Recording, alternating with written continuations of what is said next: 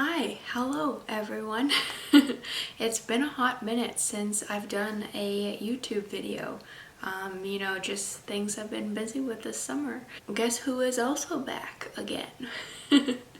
My brunette wig is back from the wig place, shop? I don't know. It was being repaired, it's back now, and I'm so happy. We call her Miley now. The blonde one is Hana. Can you tell I was a late 90s kid? Anyways, today I'm going to talk about the books that I read in July, even though it's already August 10th today. I'm a little bit behind on a lot of stuff. But that's just me, forever the procrastinator. So I think I have 7 books to talk about today. 6 of them I have in person. 1 I forgot at my cottage, but I'll still talk about it because it was great. But I guess I will just jump right into it. So the first book that I read in July was a stellar one. And it's called 5 Little Indians. It was really emotionally difficult to read, but it was just such a stunning work of literature.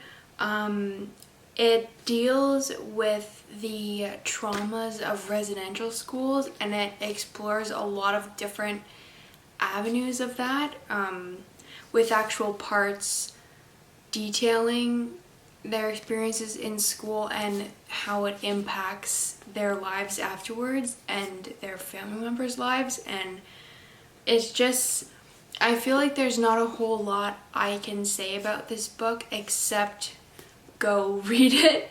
It's one of those things where it's so hard to put in words all of the emotions and all the feelings that as a reader you experience while reading this book, especially with everything that is going on right now. This really was such an important read, and I'm so glad that I finally picked it up. It's actually been on my TBR list for ages, but it just somehow didn't get there. But I'm so glad that I finally got to read it because this was such an amazing book. I'm pretty sure I gave it 5 stars on Goodreads just because the writing is fabulous, and just the way that all of the characters' narratives intertwine is just really, really powerful. And just so you can tell that the author is really talented by reading this book, just the way that they craft the story. So yeah, definitely go read this if you haven't. Alrighty, the next book I read was one of my most anticipated reads of the summer, and I have to say it did not disappoint. And it's Malibu Rising, and by Jenkins, Reid, and also 5 Little Indians is by Michelle Good. Sorry, I forgot about that.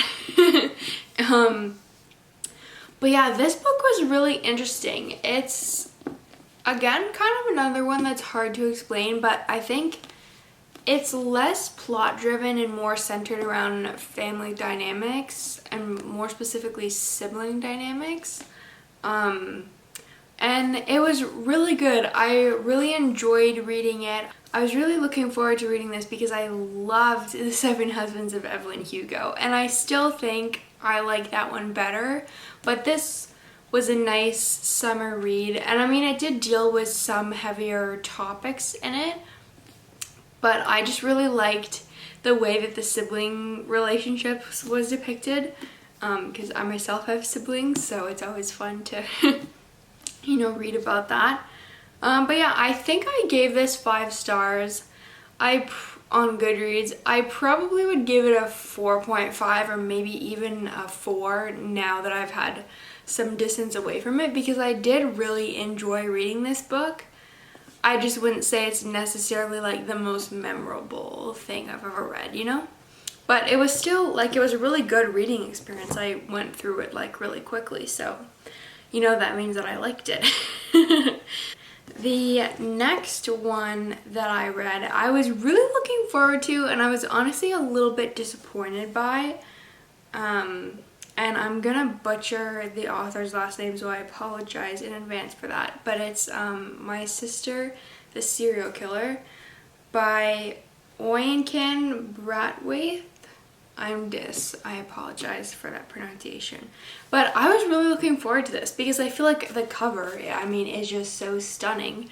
And like the title is so gripping, like My Sister the Serial Killer. Like I feel like that has so much potential in it. And then the actual story just fell flat for me. Like there wasn't really any mystery or intrigue or like suspense in it, which is what I would think of when I looked like at the cover and the title. But it was kind of just like, and I don't want to spoil anything, and I don't think that this is a spoiler, but it's just kind of like my sister is a serial killer and then there's not really anything I'm doing about it kind of thing. I don't know. And I was intrigued by, again, the sister relationship in this, but at the same time, like, I just expected so much more out of this, and I didn't really get it. So I don't remember what I rated it. I don't think it was a bad book by any means. I just think that there were so many avenues and it had so much potential, but it just really fell flat for me. So I don't know. I'm really sad that I didn't like it because I thought it was gonna be really good, but oh well. Alright, the next book that I read was one that I literally read in like one physical sitting, like in a couple hours, and like because it was like a pretty quick read, but it was really good. And it's On Earth We're Briefly Gorgeous, which that is such a cool title. I love that. It's so gripping. And this book was definitely good. I think it wouldn't be a book that I'd recommend to everyone. Like, it's a little bit, the writing style is a little bit quirky and it takes a little while to get used to. But it is gorgeous writing, definitely. But yeah, I don't know. I think if you like literary fiction, you would definitely like this. But if you're not really into that, then I don't think that this is the book for you. And basically, the premise of the book is like a super long letter from a son to his mother who can't read, and it kind of like details this boy's life. And there's a whole lot of other things that goes into it. I'm like really simplifying it. And this was a really good book, and it like was really interesting, but I just think that wouldn't be everyone's cup of tea. Like yeah. It can be quirky sometimes, and definitely more literary fiction.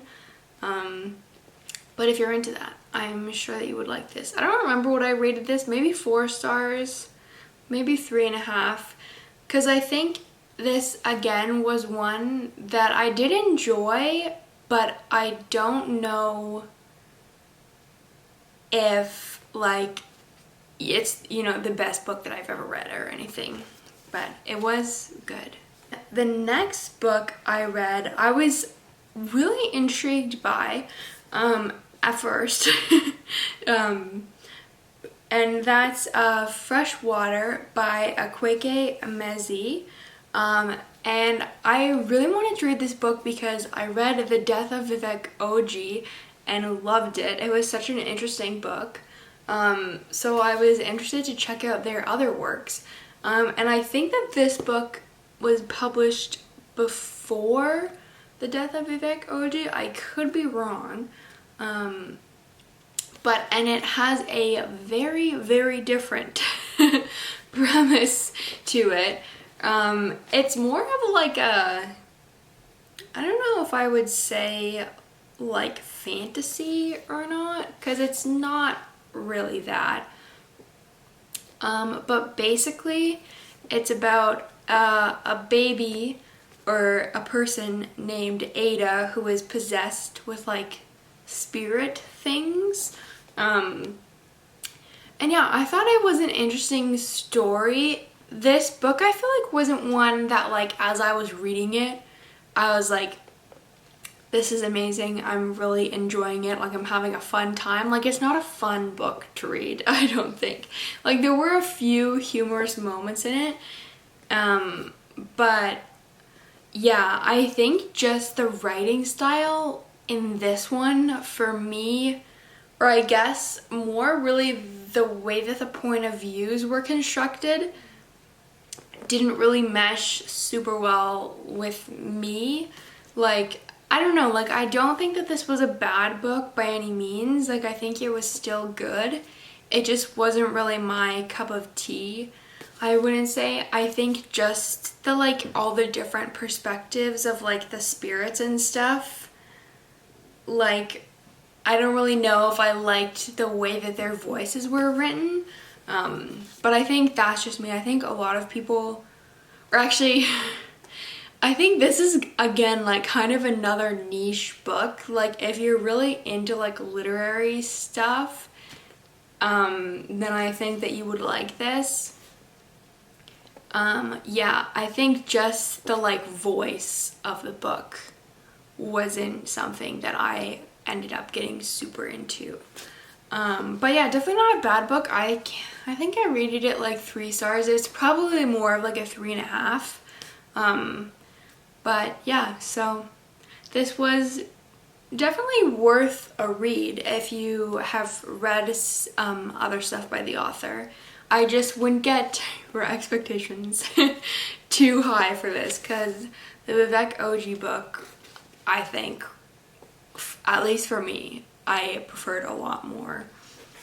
And the last physical book that I have here with me is one that I read right at the end of the month, and I was so pleasantly surprised by. And that is Norwegian Wood by Haruki Murakami. And I want to preface this by issuing a formal apology to my friend, you know who you are. A couple years ago, she was reading this book and me and our other friends were like roasting her for it because Norwegian Wood, like the title just makes it sound like a porn book, but which, I mean, teach their own, but it was just funny, like friends teasing. I mean, what kind of friends it would be if we didn't tease her about reading a book called Norwegian Wood? But but actually, after having read the book, it's stunning. Like, it's like I understand why everybody is obsessed with Murakami's writing, because like this book was literally a masterclass in literary fiction. Like as I was reading it, I was just like in awe the entire time. His writing is just like unparalleled. Like the way that he takes like such simplicity but like puts it on the page and makes it sound beautiful, and is just like, I've never read anything else like that. And I think this book also is really sad. Like it deals with a lot of really hard topics. I would definitely put a warning for anyone who has trouble reading things that deal with suicide. I wouldn't read this book. But it is just still such a beautiful story, and all the characters were so richly developed, and it just was such a delight to read. Like this might be one of the best books that I've read this year. But yeah, I can't believe we roasted my friend for reading this before. She was just ahead of us. But yeah, so I take back all my teasing from before. And also, I had no idea that Norwegian Wood was a Beatles song. I actually had to look it up after because they bring it up like so often in the book, that I had to listen to it like after I finished reading it. And this was again like one of those books where I finished reading it and like the ending, I just didn't want it to end. Like I think the ending was done in like a way that still left a lot open, but also like made you feel hopeful about the future, because there are a lot of really difficult moments in this book. So I think that that was really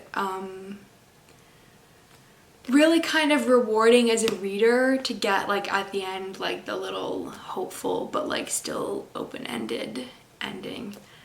So I was really happy about that, and yeah, I'm so glad that I picked this book up. So easily 5 stars for me. And then the last book that I'm going to talk about today that I read in the middle of the month, but I don't have it. I think I left it at my cottage because my mom was reading it. And yeah, so I don't know where it is. But that is Hana Khan Carries On by, I believe the author's name is Uzma Jalaluddin. Sorry if I'm pronouncing that wrong. But she's a Toronto author, I think. So that's always super exciting. That was one of the main reasons why I picked up the book. Because I didn't really know anything about it. I just saw it like on the chapter's website and I was like, oh, this looks cool. And like a nice fun summer romance. And that's exactly what it was. It was just such a great, for the most part, feel-good story and a really cute romance that wasn't like overly cheesy. I wouldn't say, like, there are a couple moments where like maybe it was, but it was still so cute. I loved it. And I found that it also dealt really well with like real problems surrounding like racism in Toronto, well, and in Canada in general. Yeah, it was just such a heartwarming story. It could be really funny at some parts too. Like the cousin, he was hilarious. I loved him.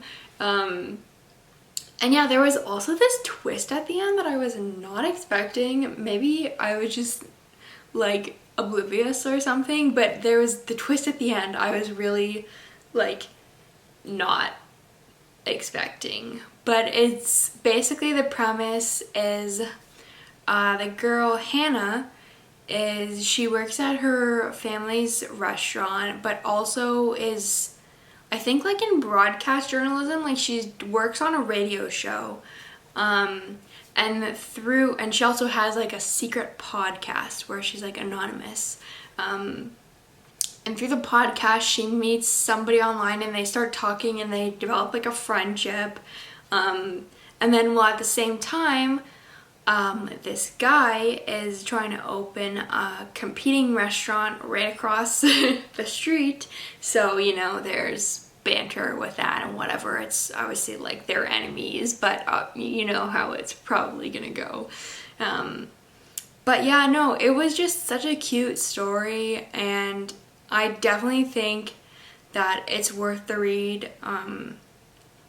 If you like romance, also if you're Canadian, it's just fun to see Canadian representation, or support Canadian authors. And yeah, I really want to read more of her books now because this one was so cute, and I think she has one other one out, so I might have to pick that up at some point. But yeah, it's just a nice wholesome read for the summer. So yeah, that is all of the books that I read in July. Hopefully my August one won't be so late to go up. Maybe I'll have more time then. But yeah, thank you so much for watching, and hopefully I'll be able to put out more consistent videos in the future, but I make 0 promises. Alright, bye!